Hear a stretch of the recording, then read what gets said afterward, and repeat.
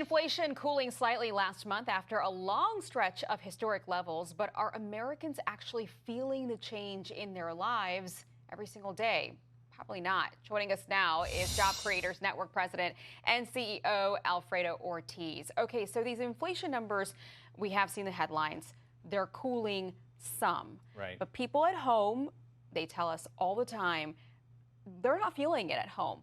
Yeah. But you have the president, touting this is all Bidenomics. Right. Is he right? Right. I mean, look, Aisha, thank you, first of all, for having me here today. What the White House keeps putting out there in terms of the slowing down and look, things are going great. I mean, I love kind of doing a great analogy of Bidenomics or Biden inflation to the following. So let's say your friend gained from 200 to 250 pounds, right, in a year. That's a pretty big increase, right? And then over the next few months, he's only gaining a pound a month, right? They're celebrating, right? Oh, look, I'm only gaining a pound a month. But if you kind of look at it, you're already 250 plus pounds. The damage has already been done, right? And so the only way that you can stop actually gaining weight or even losing weight is you just have to stop eating. Yeah. Right? The same way that Biden has to stop spending because, look, food prices are up at 20% from the beginning of his term.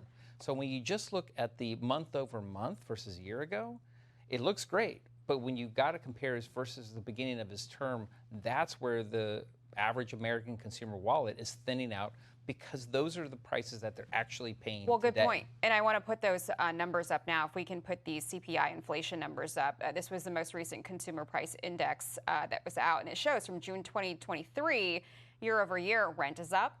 Well, this is the flour, sugar, bread, and margarine one. But also, rent is up, eating out is up, car maintenance is up, car insurance is up. Every aspect of your actual day-to-day life, right? If you're a typical middle-class American and you're doing your daily things, you got to pay rent. Sometimes you want to go out, take your girlfriend, boyfriend out, your husband, wife. Car maintenance, these kinds of things are, you got to do them.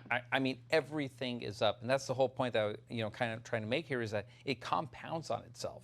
It's not as though just because it's slowing down that it's a good thing. Yeah, it's great. But like I said, in my example there, the damage has already been done. And that is what the American consumer is feeling.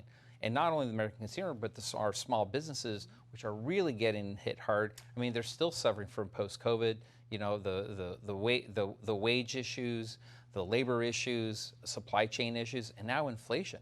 Well, talk to me about that because RFK Jr. actually did an interview, I think, with Fox, and he said that when he's out on the campaign trail, he doesn't just hear about inflation, he's hearing about high interest rates. So not only is it hard to buy a house these days, but it's hitting small businesses very hard because they can't get the credit they need. Yeah, absolutely. I mean, if you want to get an auto loan, a home loan, if your credit cards, all of those have been impacted with what the Fed has had to do because of what Biden did in terms of raising overall costs because of the attack on energy, for example. So that is really where it all started. So, but that access to credit, first of all, and the ability to get credit for our small business owners, it's pretty much frozen.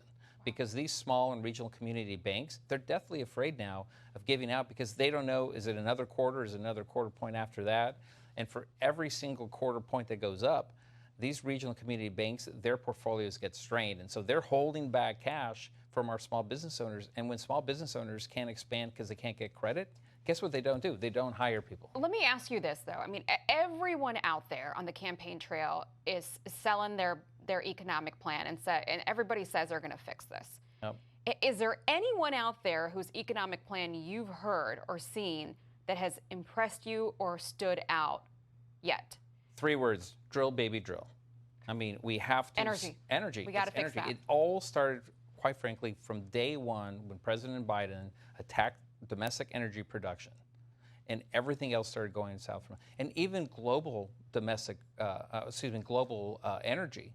And if you think about global oil, he disrupted the entire global market from that perspective as well. And so we got to go back to the point where we are actually a net exporter of energy in this country. And then I think we can start seeing actually prices go down. So that our 250-pound friend might actually go back to 200 pounds. Okay, well, we hope we can lose that much weight that quickly. All right, Alfredo, thanks for joining us on this Saturday. Thank you, coming to the always, studio. Aisha. Appreciate it.